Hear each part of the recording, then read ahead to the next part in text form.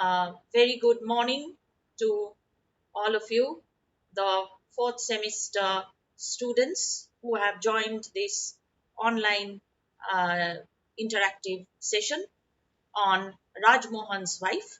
This is actually the second part of our discussion online of Rajmohan's wife, and today we shall look at especially the character of Rajmohan's wife, that is Matongini, who is the protagonist, and certain things which I shall be saying today may be a repetition of what we have already discussed in our previous interactive session. As I have already told you, that the lady in question, Matongini, her name does not form the title of the novel. It is not Matongini, but Rajmohan's wife. Now, this in itself triggers off a lot of curiosity about the novel. First of all, the wife's name is not there in the title. Rather, she is identified as the wife of a man. So, although Matongini and Rajmohan's wife are one and the same person, but giving her the name of Rajmohan's wife makes her appear to be exceptional in the novel. So let us see why this happens. That means that Bankim Chandra Chattopadhyay, or Bankim Chandra Chatterjee as we usually refer to him, he did have a definite purpose in giving this particular title to his debut novel in English. Who was Matongini? She was just another ordinary girl who was extremely beautiful, who was brought up in keeping with the social and familial expectations of late 19th century Bengal, and therefore she was very graceful and very aware of what she was expected to do by her society and her family. And she tried her best to live according to these norms and expectations. Now, for us, it would be useful if we could rearrange certain elements in the narrative for our own uh, uh, profit so that we can understand the novel better. And the novel begins in medias res as far as Matongini and her life are concerned. In doing this, we could then understand how and why these are important. Matongini's identity as Rajmohan's wife becomes significant in the novel. So now, let us read relevant sections of the novel by rearranging information about and events in Matongini's life for our convenience. Her first appearance in the novel anticipates Bankim Chandra Chattopadhyay's typical method in his subsequent Bengali novels of introducing the Naika. So, in page 2 of the Penguin Classics edition, with the wonderful introduction and afterward by Meenakshi Mukherjee, we have this quotation. She is, quote, a young woman of 18 bent over her embroidery. So she is young and she is accomplished in embroidery. Then we have a long description of Matongini. And I will read out the entire description to you, which is also there in the PowerPoint presentation for your convenience. I quote, the dainty limbs of the woman of 18 were not burdened with such abundance of ornaments, nor did her speech betray any trace of the East Bengal accent, which clearly showed that this perfect flower of beauty was no daughter of the banks of the Madhumati, but was born and brought up on the Bhagirathi in some place near the capital. Some sorrow or deep anxiety had dimmed the lustre of her fair complexion, yet her bosom was as full of charm as that of the land lotus, half scorched and half radiant under the noonday sun. Her long locks were tied up in a careless knot on her shoulders, but some loose tresses had thrown away that bondage and were straying over her forehead and cheeks. Her faultlessly drawn arched eyebrows were quivering with bashfulness under a full and wide forehead. The eyes were often only half seen under their drooping lids, but when they were raised for a glance, lightning seemed to play in a summer cloud. Yet, even those keen glances, charged with the fire of youth, betrayed anxiety. The small lips indicated the sorrow nursed in her heart. The beauty of her figure and limbs had been greatly spoilt by her physical or mental suffering. Yet, no sculptor had ever created anything nearly as perfect as the form half revealed by the neat sari she wore.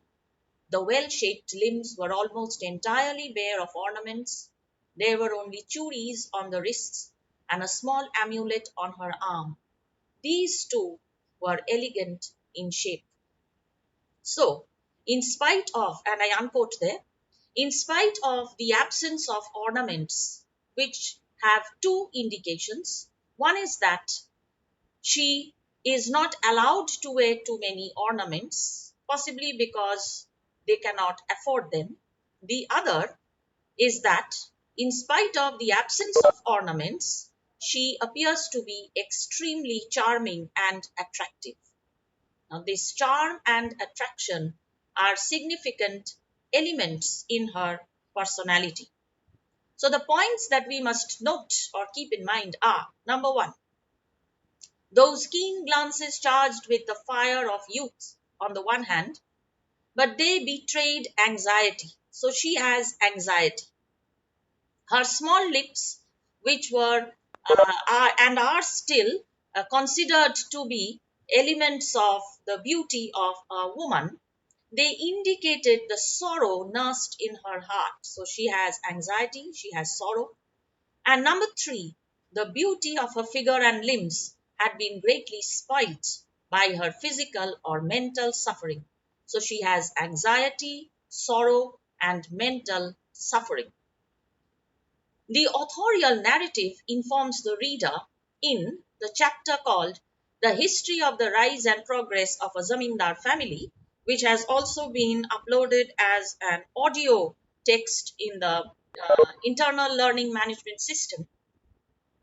Here we have, and I quote, but the same circumstances which often so cruelly match the fairest and tenderest of fair and tender Bengalis consigned the eldest of the poor Kayastha's two daughters, the noble and beautiful Matungini, to the arms of the brutal Rajmohan.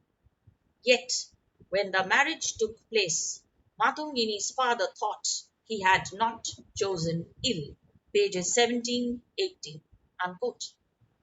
So Bonkim Chandro's selection of words to convey a strictly patriarchal system are there, and they are, to be noted, the term consigned and the phrase to the arms of the brutal Rajmohan, as if this was destined for Matungini.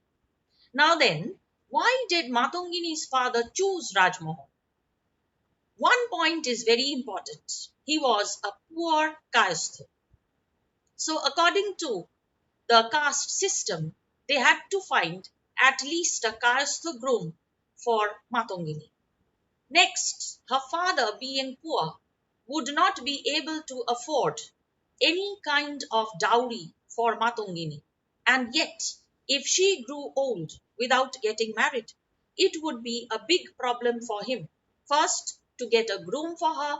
Second, to get a groom for her sister, Hemangini, the younger of his two daughters. So, Matongini's father had his reasons for choosing Rajmohan. Number one, Rajmohan lived in an adjoining village, and no great distance would separate father and daughter. This again is ironic because, after all, they move away to a distant place. On Rajmohan's being employed by Madhav, on Matongini's requesting Hemangini to ask her husband to find some sort of an employment for Rajmohan. However, Rajmohan is not grateful for this at all, as is obvious from the narrative. Number two, Rajmohan's robust frame and vast strength. Everybody likes a healthy and strong man for his daughter. Number three, his spirit was active and energetic, ready in expedients. So he was a quick man and he could make use of any situation. So he was a good selection, thought the father. Number four, he was never much in want. So a poor man would be happy to give his daughter away to a man who would be able to feed her and clothe her and keep her well in a certain way. Number five, and I quote from page 18, this circumstance which promised to rescue Matongini from the pinchings of poverty seemed to her father to be another and the greatest recommendation. Unquote. And I quote again, the marriage accordingly took place. Unquote. This is also on page 18. So then the father thought that Matongini would be rescued from the situation in which she was when she lived with her poor father, and she would be rescued from the pinchings of poverty, which were true to a certain extent, but other problems were involved about which the father had no idea. Now, see, let us take a look at Matongini's relation with the three men in the narrative, the three important men. First, Rajmohan. Then we will take a look at her relation with Madhav, and finally with Mothu, all of whom play important roles in her life. First, Matongini and Rajmohan. Number one, Matongini did not dare to displease her husband. So, according to her upbringing and training, she was trying to fit into what would make him happy and what would make her anxiety free in living with him as his wife. This is first communicated to the reader when Korunamoyi invites Matongini to come with her to fetch water from the Madhumati river. And what did Matongini tell Korunamoyi or Koruna? At this, the young woman became grave and said, you know, Konok Didi, I'm sorry, Konok, not Koruna, Konok Moi, I never fetch water. Now, this I never fetch water is very significant. Why not? Later, she says again, explaining this never. You know, my husband has forbidden me to fetch water, and you know him well. So she is trying to keep her husband's forbiddance in mind and not to go to fetch water. Matongini, therefore, is very scared of her husband, and her terrible fear of her very dominating and ruthless husband shows that she is very, very afraid. And this is shown again when she returns with water with Konok and finds her husband waiting with a very grave expression at the entrance to their homestead. And she tells, oh horror! Durga, save me! Cried out the young woman as she cast her eyes towards her house and began to tremble. Konok saw Rajmohan standing at the door with glaring eyes, the very image of death. So Matongini is beginning to tremble and Rajmohan staring with glaring eyes like a Jomdut. Show how scared she was of him. Now, this kind of a very docile and scared wife who trembles with just the glance that her husband casts at her when he is very angry is something we must keep in mind, because this very Matongini is going to undergo a change. So, what Bankim Chandra Chattopadhyay is trying to do is to begin with showing us how she was an ordinary girl who was very scared of a very dominating and very angry and very ruthless husband, and how gradually he will make her undergo a change. This is a very significant indication and a message which he has, both for the reader and for the subsequent heroines of his Bengali novels. So now let us take a look at the second point. The way in which Rajmohan behaves with her and how she responds to his behavior. The conversation between Rajmohan and Matongini I have lifted for you here after she is allowed entry into the house when she returns with water from the river.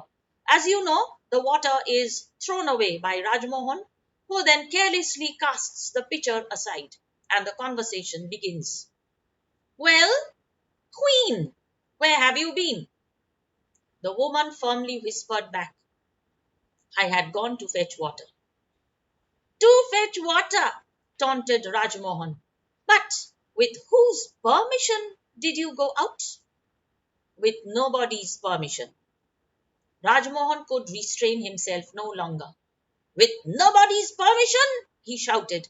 Have I not forbidden you 1,000 times? The woman replied in the same tone. You have. Then, wretched girl, why did you go? The woman proudly replied, I am your wife.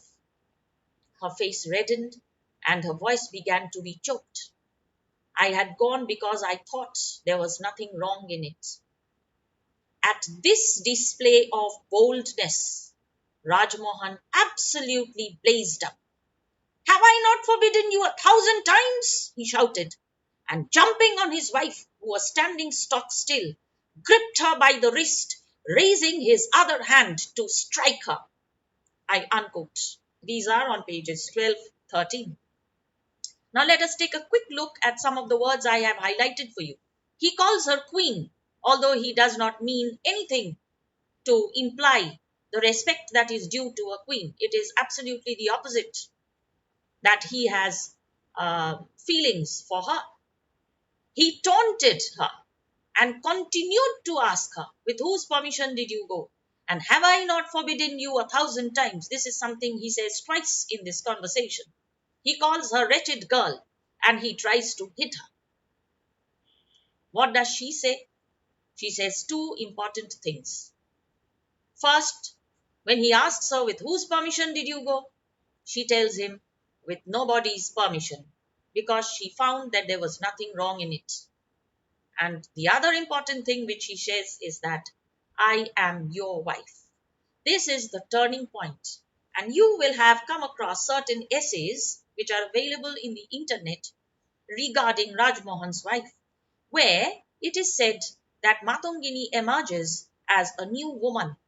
These are the elements which make her emerge as a new woman. She has a mind of her own. She is intelligent. She can decide. She can discern. So although on the one hand, she is trying to fit into Rajmohan's expectations, on the other, there is that dormant woman in her who will gradually awake and who will gradually become very, very active, because there are certain things which are part of existence which cannot be surrendered. One is to decide what one will do for oneself. The other is the identity that she is somebody's wife and she expects to be respected by him and others for that. Let us come to the third point. How does Rajmohan feel for her? Rajmohan does not have much respect or any respect for Matongini. Then how does he feel about her? The only thing he has is lustful desire. And because he does not respect her, because he does not trust her, he always has an eye on her.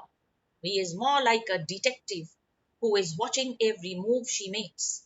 And this had begun from the time that he had laid his eyes on her, even before he himself knew that he would be able to marry her, but he was looking for an opportunity to do so. It is made clear to the reader from Rajmohan's admission to Matungini that he, who was much older than Matungini, was actually waiting for an opportunity to possess the beautiful and charming teenager, the daughter of a poor father, by marrying her.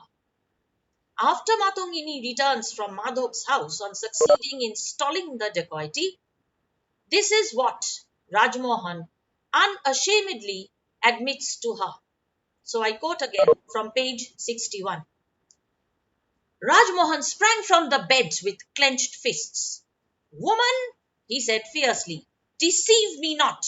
Canst thou little knowest how I have watched thee, how from the earliest day that thy beauty became thy curse, I have followed every footstep of thine, caught every look that shot from thine eyes, brute though I be, continued he again, becoming gentle.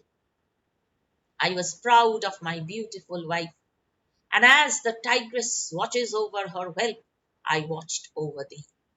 Did I not perceive how, before thou wert a woman, thou didst already become fond of that cursed wretch? Did I not see how time ripened thy fondness into sin? Doubt thou what I say? Unquote. So certain elements are interesting in this, the words that he tells her. First of all, he informs her that he has been watching her from her growing up into a woman, from to her growing up into a woman from a mere girl, and he always wanted to possess her. He had watched how she had an affair with Madhu, how that affair grew into mutual affection, and how he just managed to take Matungini away from that relationship and make her his own. But because he had knowledge of that relationship, he knew that he had a very strong contender. And now that Madhav is his employer, he cannot bear Madhav at all. Nevertheless, because he is a self seeking man, he will also not let any opportunity go. So he is a very cunning, a very shrewd, a very ruthless man who loves none but himself. Next, we move on to the fourth point. Her practical sense and intelligence are revealed in the tension packed eavesdropping episode, and I would advise you to read that entire chapter titled Midnight Plotting, as you have already read, I presume.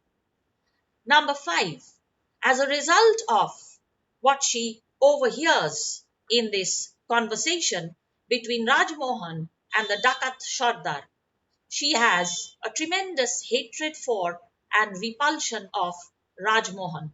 So I quote from the text, page 37. A new and terrible light had just been thrown on the life and character of her husband. She had hitherto known him as a man of mad heart and brutal temper, but she recoiled with horror at the recollection that the accomplice of robbers, himself a robber perhaps, enjoyed her innocent bosom. He embraced her. He spent private moments with her. As it is, she did not enjoy his company. And now she really feels absolutely repulsed to know that such a man would touch her again. And the future? Was it in her power, now that her eyes were opened, to tear herself from his disgusting embraces? No, no, she was forever cursed. So, this is the great trouble that she finds herself in. She will be embraced by this man, yet she does not want to find himself in this man's embraces. Added to which is her knowledge that Madhav is a very strong alternative for this kind of a behavior. Although Madhav, being her sister's husband, is a man with whom she cannot expect a permanent relationship. So things are getting more and more complex as the story unravels itself. Now let us come to the sixth point to be noted. She also knows that she should not allow wrongdoing and unjust practices. So gradually now, she begins to emerge as a different woman. Thus, She does what would be considered outrageous for a woman of her social status in the 19th century in Bengal. She becomes different, particularly where the well being of her sister Hemangini and her husband Madhav, with whom she had a youthful affair before she was married to Rajmohan, are concerned. Her vital role in averting the dacoity in Madhav's house, especially the robbing of the important document, must be kept in mind. And your learning material in this case would be the chapter with the title Love Can Conquer Fear. Now, Matungini's anxiety for Hemangini and Madhav can be understood from a reading of this section on page 39. I quote, Matungini now perceived with despair that her only resource lay in herself. She must go herself. Her whole soul recoiled at the idea. She thought not of the danger, though the danger was great. At this hour of dread loneliness, a young woman would have to tread her way through a wild and jungly path. She was naturally enough superstitious, and her rich imagination was stored with tales of unearthly haunters of the woods, and had fed on them since infancy.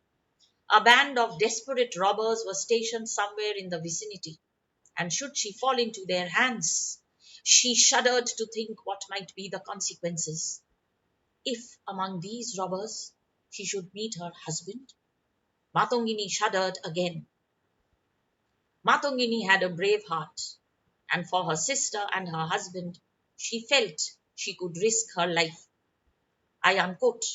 So, the author himself gives you the points which would serve as hindrances to her midnight journey to inform Madhav and Hemangini about the doom that was impending on them.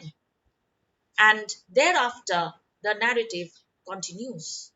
So she goes, informs them, stays back as the dacoity is stalled, and then she has to take her leave, for which she goes, Hemangini leaves their room, and she is alone with Madhav. So, for the reader, this is a very intriguing situation in which the reader is very curious about how these two persons are going to interact with each other. One man's wife and the husband of her sister.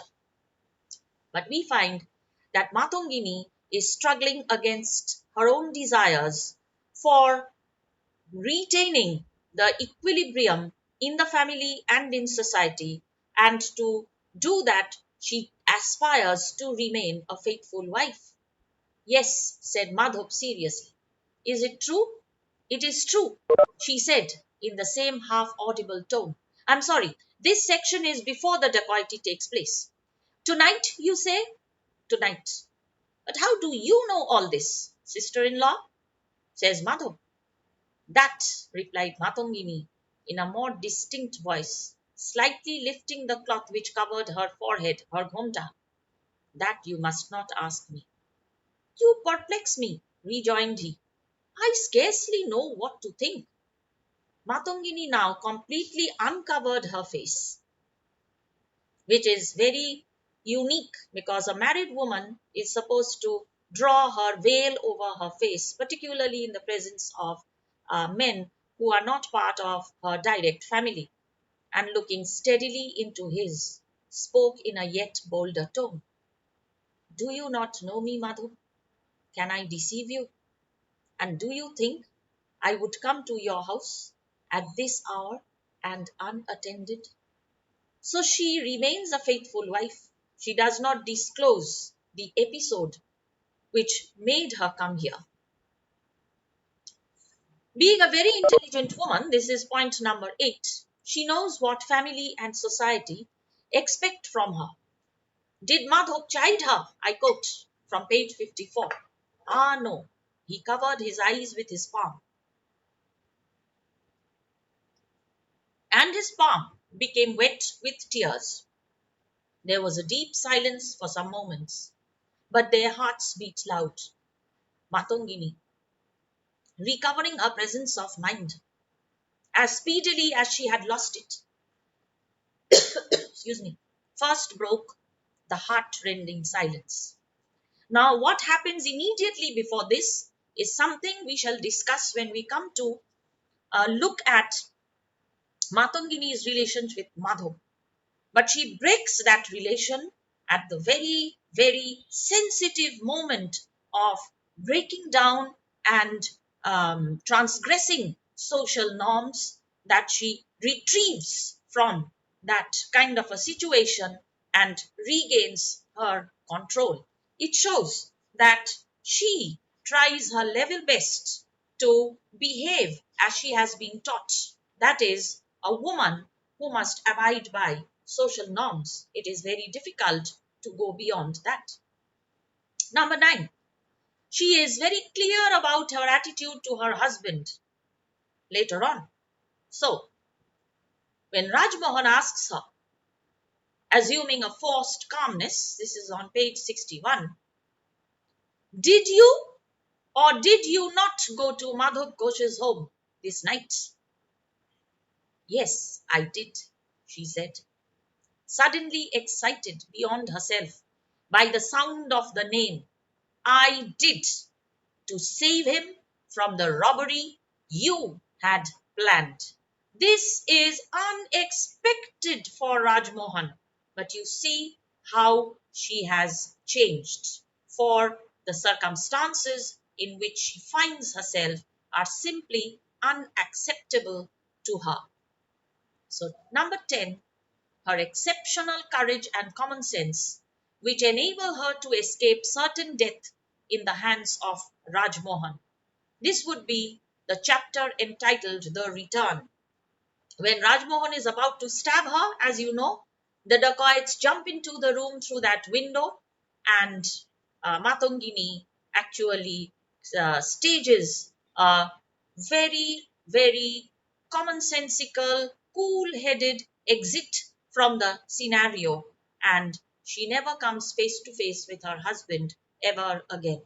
Following her escape, there is no further meeting between Rajmohan and his wife. So, the embraces which she feared to experience actually don't take place, thankfully for her in this case.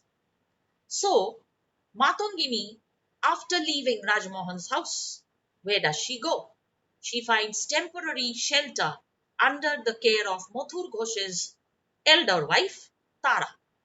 But although she found shelter in the loving care of Tara, his other wife, Chompok, made sure that she would leave their house. So Chatterjee narrates, when Matungini was informed that she must depart, her blood froze within her as she reflected on the fate that awaited her.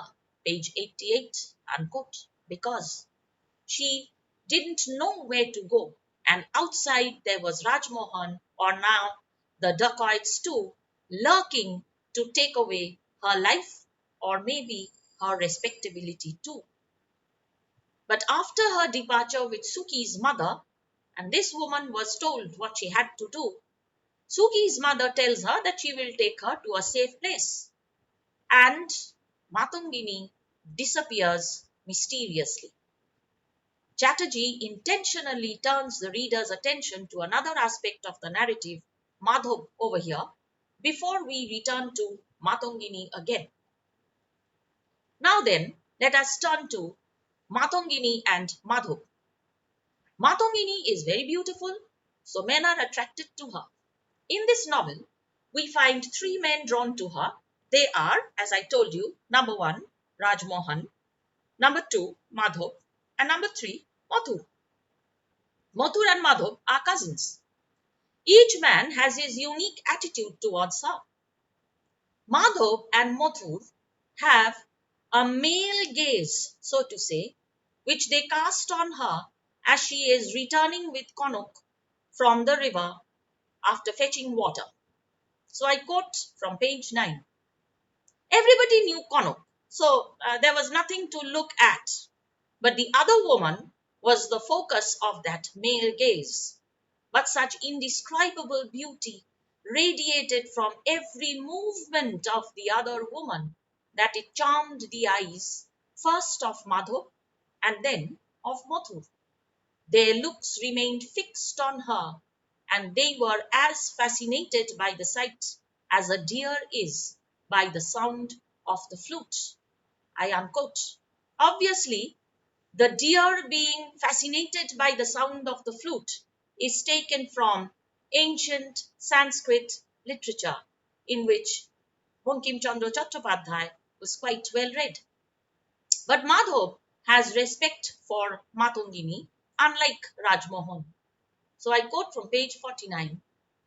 Madhav knew Matongini to be a woman of too clear a mind to have been greatly deceived, and he knew her also too well to think she would ever be at so much pains to deceive him. Unquote. So she trusted him, she relied on him, something which Rajmohan, I think, would not even dream of doing. Now, it is clear from the narrative that before she was married to Rajmohan, Matongini had an affair with Madhav, and Rajmohan knew about this. After the dacoity was stalled, it was time for Matongini to return to Rajmohan's dwelling. I don't call it her home. She began to weep during her conversation with Madhav, and this is what follows. You weep, said Madhav. You are unhappy. Matongini replied not, but sobbed.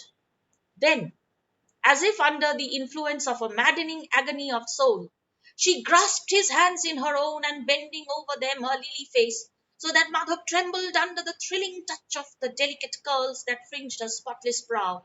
She bathed them in a flood of warm and gushing tears. Ah, hate me not, despise me not, cried she, with an intensity of feeling which shook her delicate frame. Spurn me not for this last weakness. This, Madhu, this may be our last meeting. It must be so, and too deeply have I loved you. Too deeply do I love you still to part with you forever without a struggle. Unquote. Page 54. Now, this is something outrageous for a 19th century average Bengali woman. This is unacceptable behavior. How can she say these words to another man, and that too who is the husband of her sister? But this moment of weakness makes her reveal her inner feelings to Madhu. As far as Bankim Chandra Chattopadhyay is concerned, I believe he had the intense desire to make the reader understand how Matongini and Madhav felt for each other. That kind of the Radha Krishna kind of love, which is the staple of much Indian literature. Maybe he had that in mind. And there was no other way in which he could bring this out in the course of the narrative except this particular point of leave taking, which makes them both intensely emotional. Now, let us go to Madhav and Matongini facing each other again. Madhav is captured by the dacoits and imprisoned by Mothu. Here, Tara plays a significant role in the narrative. Tara's arrival at the godown out of curiosity scares the guarding dacoits who presumably take her for a ghost. They run away.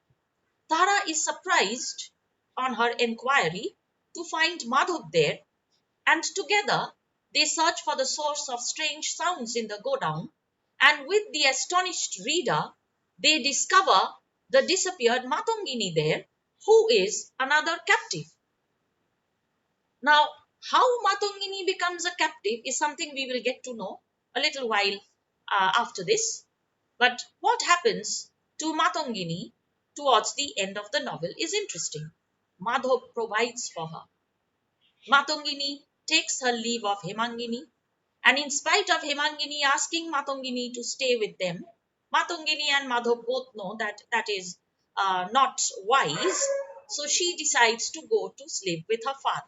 Now that Rajmohan has been arrested and sentenced to a lifelong imprisonment. So I quote from page 127 of the novel. Matongini could not live under Madhav's roof. This, of course, they both understood. So, intimation was sent to her father, and he came and took her home.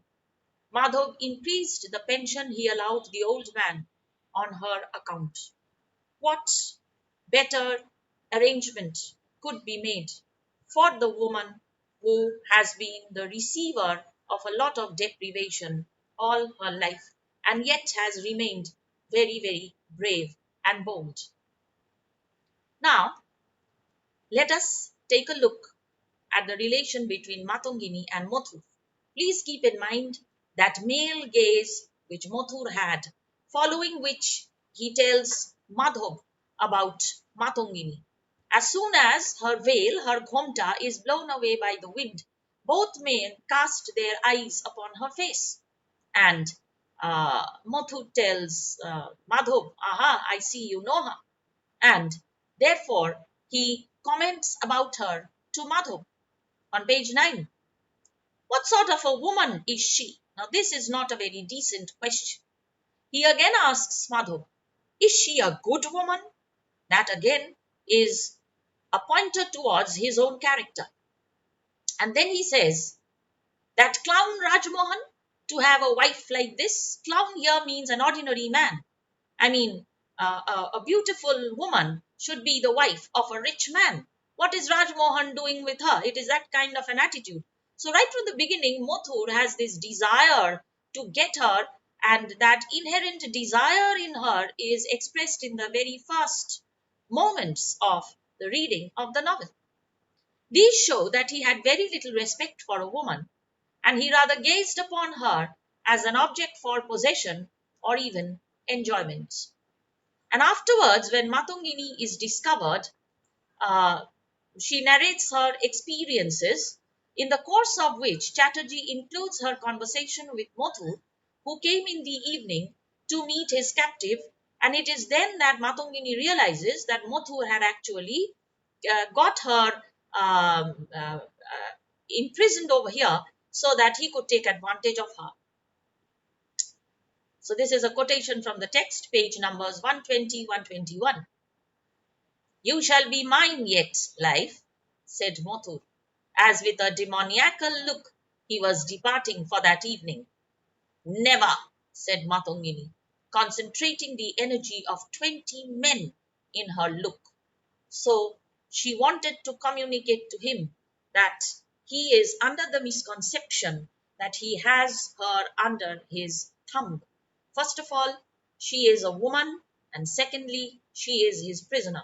But Matongini will show him that he is mistaken, and therefore that verve, that energy, that sense of dignity, and that sense of uprightness which we find in many of Bankim Chandra's later heroines are indicated by Matongini herself here. Now then, being Rajmohan's wife, therefore, made all the difference. Thus, the title of the novel. Rajmohan was her husband, but did not behave as a responsible and loving husband. Her anxiety and sorrow made her become weak and express her suppressed love for Madhu. Her unprotected status facilitated Mothur's trapping her, and of course, her emergence from a typical 19th century Bengali housewife to a woman with a dauntless spirit and intelligence, which she could apply practically, laid the foundation for the future Bonkim Chandra heroines. Now, there are some useful comments which I would ask you to refer to. One is by Meenakshi Mukherjee in the introduction to the Penguin edition of the novel, page 8, Roman 8. Given the rigidness of the power structure within the family among upper caste Bengalis in the 19th century, it seems surprising that the first Indian novel in a contemporary setting should have focused on a woman of uncommon vitality who refused to be completely subjugated either by her brutal husband or by the expectations of society. The second quotation, again from Meenakshi Mukherjee, but now this is the in the afterword to the Penguin edition of the novel. Matongini is the first in a series of strong.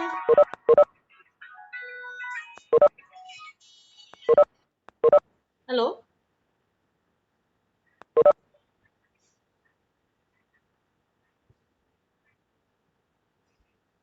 Okay. It seems the connection has been paused.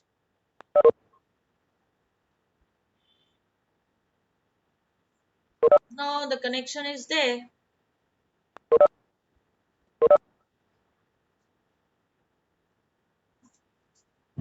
ঠিক আছে ma'am. The connection is there. Okay. Thank you. So I will just go back a bit.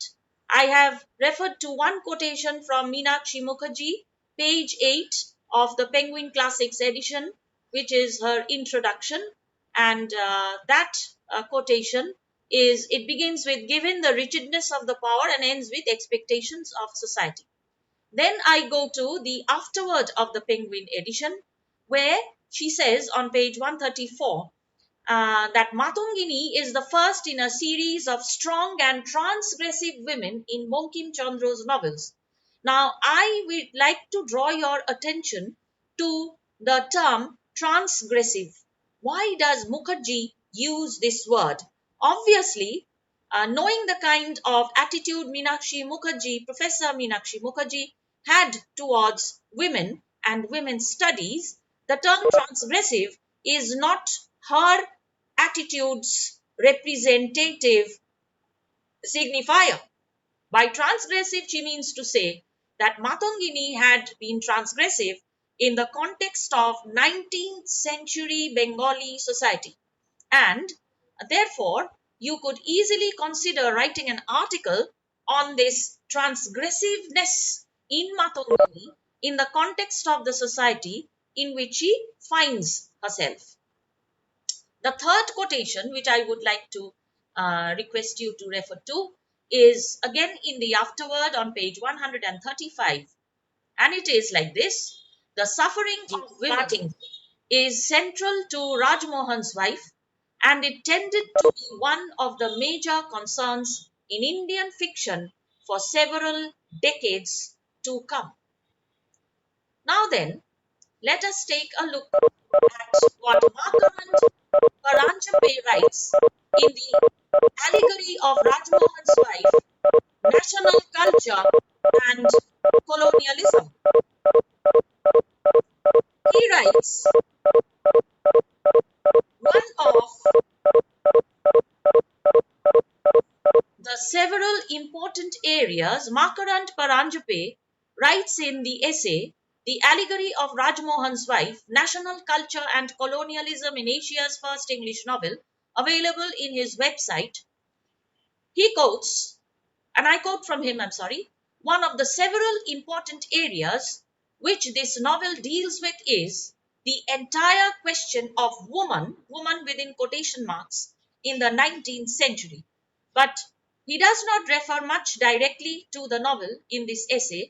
Rather, he takes a panoramic view of the situation of women in 19th century Bengal. He also writes here, and I quote from him, the typical and collective features of the characters make them embodiments of social conditions and ideological configurations. They are not merely individual moral agents, but carriers of larger socio-cultural thematic baggage. So, if you take this interpretation in mind, then each character in the novel is a representative of a type. The type is easily available in contemporary society, and therefore Bankim Chandra uses these characters as signifiers of those types and makes them interact to bring forth a story, the major sections of which regarding the dacoity are common knowledge. They belong to the collective knowledge of the contemporary society. But Matongini is unique in the way in which she emerges in the novel. So that gives the novel its uniqueness. The rest of the story may not have anything special as far as you and I are concerned, because we are very, very familiar, as we have discussed in class. You remember that I had been talking a lot about dacoits and dacoity, and your experiences or stories which you heard from your relatives at home regarding dacoities, and you even asked that why such a lot of discussion on dacoity, because dacoities which were so familiar then, they were so common knowledge that they form the essential background on which this story develops. But the story brings forth the character of Matongini, who gradually emerges as the unique woman whom Bonkim Chandra wanted to see. Maybe this unique woman finds ultimate visionary representation in the form of Mother India, where he speaks about in Bande Mataram. So there, the Bandana of the mother, that is there. But the mother as India is an ideal. He wanted to see that verve, that energy, that uprightness, that ability to stand up against all odds for the sake of what is true, for the sake of what is right in every Bengali woman. So that may be one of the reasons why he created this character of Matongini. It is not Matongini alone, but there are other characters like Konuk, like Hemangini, and like Tara. These are the three of the more significant women characters who are also very upright. And Chompok, on the other hand, is very self seeking and mean, and the kind of character who should not be eulogized. So she is used as a foil to the character of Tara. Tara is the one whom Bonkim Chandra represents as the type of woman whom he would like to find in many women in India.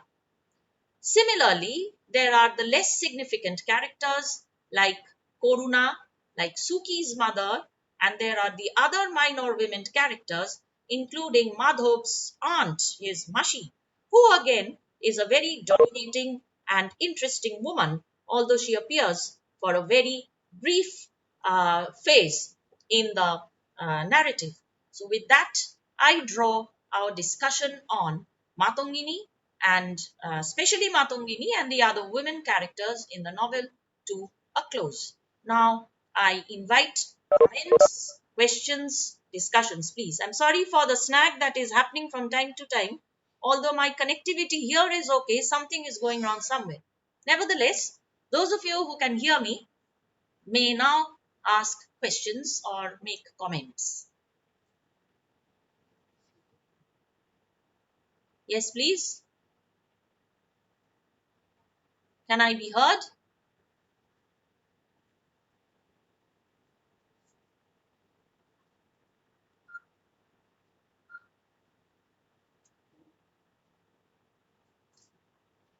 Can you hear me?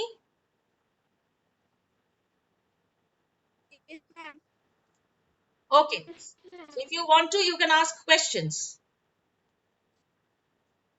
Ma'am, I have one question.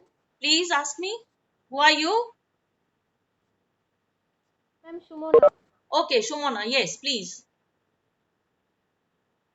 Ma'am, after the dacoity, when Martin returned to Rajmohan, uh, Rajmohan said that I was proud of my beautiful wife.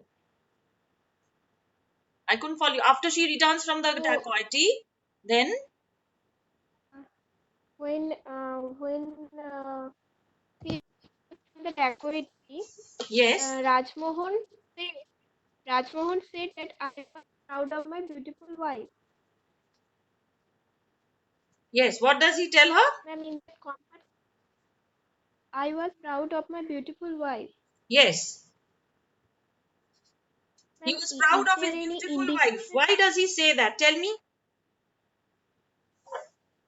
Ma'am, is there any indication of Rajmohan feeling for her, or it is just a true? Rajmohan was proud of his beautiful wife. He says that because he is proud to possess her as a commodity for exhibition to others in order to show two things. Number one, that he has her. Number two, the other side, the obverse of that same possession, that others do not possess her. And because he possesses her, he has complete control over her. So he can make her do as he pleases, and he can keep her away from whatever she wants to do because he owns her. But when he finds that she is doing things which he does not want her to do, and she is going out of her control, he is very angry with her. Ma'am? You understand, Shumana? Yes, ma'am. Both of them, Matongini and Rajmohan, have no respect for each other, and yet they are husband and wife. And this was a very common phenomenon in the 19th century. They were married in order to create children, and for the woman, the marriage meant a shelter. In most cases of this sort, there was no love lost between the man and the woman. Anybody Okay, else? ma'am. Ma'am, Ostit? Abhijit. Yes. Ma'am, can we say the love of Matangini and Madhav is a illegal love relationship? See, illegal would be a very strong word, because then the law would come in.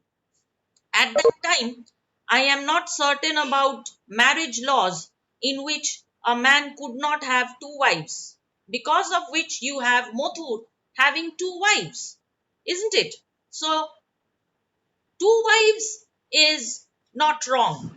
Now, if what you mean to say is that an illicit relationship between a married woman with a married man, well, that was not accepted by society, as you know.